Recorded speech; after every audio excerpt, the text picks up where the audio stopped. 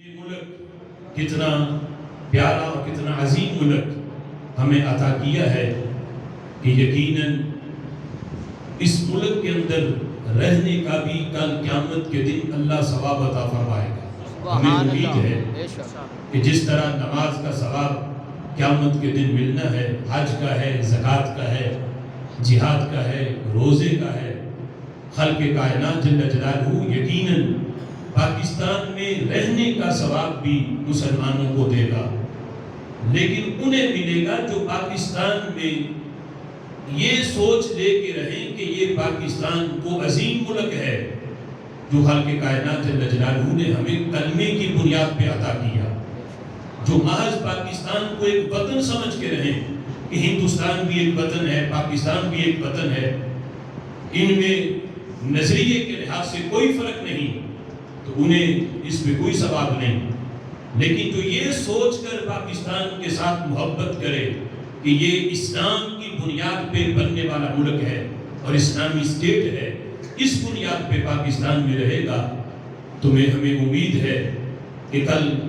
خالق کائنات جل جلالہ فرشتوں سے فرمائے گا کہ اس کے نامہ اعمال میں جہاں نماز کا ثواب ہے، حج کا ہے، زکوٰۃ کا ہے، وہاں اس کے نامہ اعمال میں پاکستان سے محبت کا ثواب بھی درج کرو، اس لیے کہ یہ اپنے وطن سے پیار رنگ، نسل اور قومیت کی بنا پہ اپنے وطن سے پیار نہیں کرتا تھا، جس طرح دیگر وطنوں کے باسی اپنے وطن سے پیار کرتے ہیں، اسے اپنے وطن سے پیار تھا تو کلمے کی وجہ سے پیار تھا، یہ پاکستان سے محبت کلمے کی بنیاد پہ کیا کرتا تھا، اس لیے اس کے نامہ اعمال میں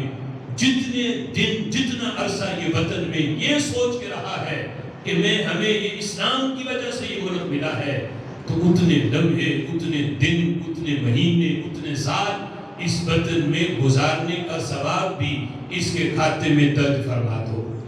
لہذا اس وطن سے ان لوگوں، یعنی اس وطن میں ان لوگوں کو رہنے کا کوئی ثواب نہیں، وہ فضل الرحمان جیسے جو آج کشمیر کے نام پہ چندہ کھا رہے ہیں اور یوم آزادی کے موقع پہ ان کے بیان کی کیا حیثیت، وہ اپنے پیچھے دیکھیں تو ان کے بڑے تو گاندھی کے چرنوں میں بیٹھنے والے اور یہ کہہ رہے تھے کہ ہم پاکستان کی پے بھی نہیں بھرنے دیں گے، پاکستان اہل سنت کے علماء، اہل سنت کے پیروں نے بنایا ہے۔ بے شک جب فضل الرحمان کے بڑے یہ کہہ رہے تھے ہم یہ کام نہیں ہونے دیں گے،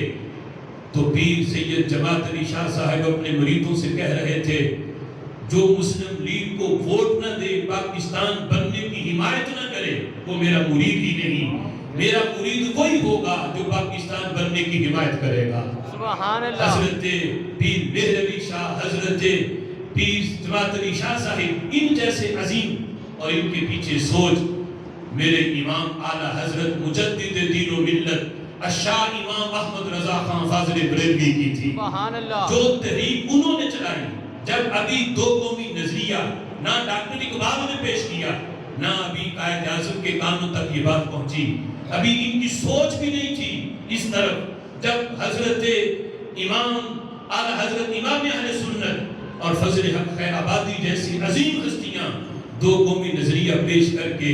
پاکستان کا روشن مستقبل دکھا رہی تھی،